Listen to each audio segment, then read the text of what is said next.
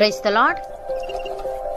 ఈరోజు దేవుని వాగ్దానము, పరలోకము నుండి దిగివచ్చి లోకమునకు జీవమునిచ్చినది దేవుడు అనుగ్రహించు ఆహారమై ఉన్నదని మీతో నిశ్చయముగా చెప్పుచున్నాను. యోహాను సువార్త 6వ అధ్యాయము 33వ వచనము. సహోదరి సహోదరులారా, యేసయ్య 5 రొట్టెలు 2 చేపలు 5,000 మందికి పంచిపెట్టడం చూసిన తర్వాత తనను వెంబడించిన జన సమూహములతో ఈ మాట పలుకుతున్నాడు. జనులు, మేము చూచి నిన్ను విశ్వసించుటకు నీవు ఏ సూచక క్రియ చేయుచున్నావు, ఏమి జరిగించుచున్నావు, భుజించుటకు పరలోకము నుండి ఆయన ఆహారము వారికి అనుగ్రహించెను అని వ్రాయబడినట్టు మన పితరులు అరణ్యములో మన్నాను భుజించిరని ఆయనతో చెప్పిరి. కాబట్టి యేసు, పరలోకము నుండి వచ్చు ఆహారము మోషే మీకు ఇయ్యలేదు, నా తండ్రియే పరలోకము నుండి వచ్చు నిజమైన ఆహారము మీకు అనుగ్రహించుచున్నాడు. పరలోకము నుండి దిగివచ్చి లోకమునకు జీవమునిచ్చినది దేవుడు అనుగ్రహించు ఆహారమై ఉన్నదని మీతో నిశ్చయముగా చెప్పుచున్నానని వారితో చెప్పెను. ప్రియులారా, పరలోకం నుండి దిగివచ్చిన ఆహారమని తనను తాను ప్రకటించుకోవడం ద్వారా యేసయ్య మానవాళి రక్షణకు మూలమని తెలియజేశాడు. మరియు ఆధ్యాత్మిక పోషణ యొక్క అంతిమ వనరుగా తనను తాను చూపిస్తూ వారు తిన్న రొట్టె యొక్క నిజమైన స్వభావాన్ని వారికి వివరించాడు. రొట్టె అనేది భౌతిక జీవితాన్ని నిలబెట్టే ప్రధానమైన ఆహారం.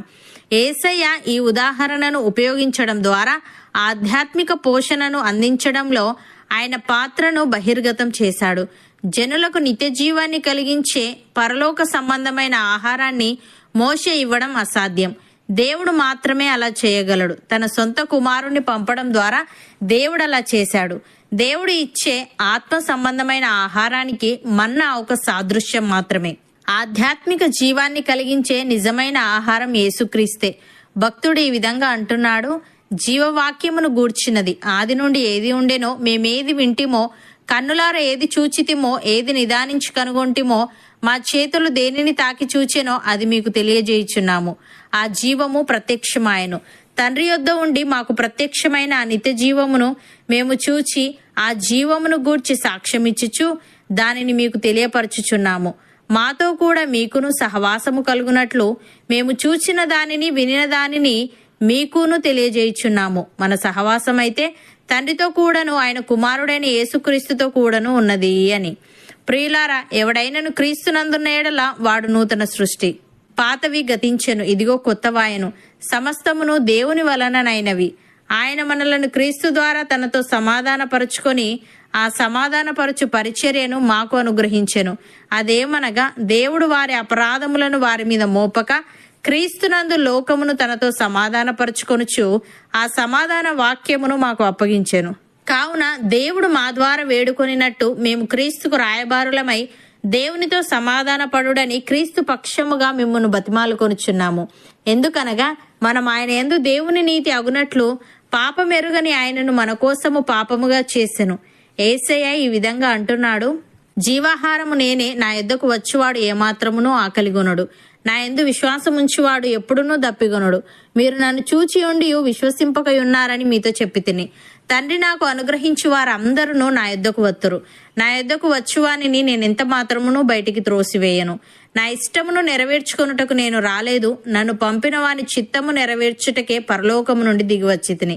ఆయన నాకు అనుగ్రహించిన దాని అంతటిలో నేనేమీ పోగొట్టుకొనక అంత్యదినమున దాన్ని లేపుటయే నన్ను పంపిన వాని చిత్తమై ఉన్నది అని. సహోదరి సహోదరులారా, యేసు దేవుని కుమారుడని ఎవడు ఒప్పుకొనునో వానిలో దేవుడు నిలిచి ఉన్నాడు, వాడు దేవుని అందున్నాడు. మన ఎడల దేవునికి ఉన్న ప్రేమను మనం ఎరిగిన వారమే దాన్ని నమ్ముకొని ఉన్నాము. దేవుడు ప్రేమ స్వరూపి అయి ఉన్నాడు. ప్రేమ యందు నిలిచి ఉండువాడు దేవుని యందు నిలిచి ఉన్నాడు, దేవుడు వాని యందు నిలిచి ఉన్నాడు.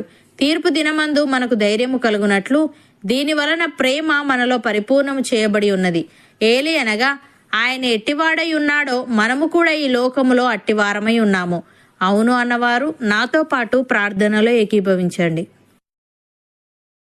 పరిశుద్ధుడా, ప్రేమగల తండ్రి, పరలోకము నుండి దిగివచ్చి లోకమునకు జీవమునిచ్చినది నీవు అనుగ్రహించు ఆహారమై ఉన్నదని, ఆధ్యాత్మిక జీవాన్ని కలిగించే నిజమైన ఆహారం యేసుక్రీస్తేనని నీవు తెలియజేశావు. తను నీకు స్తుతులు.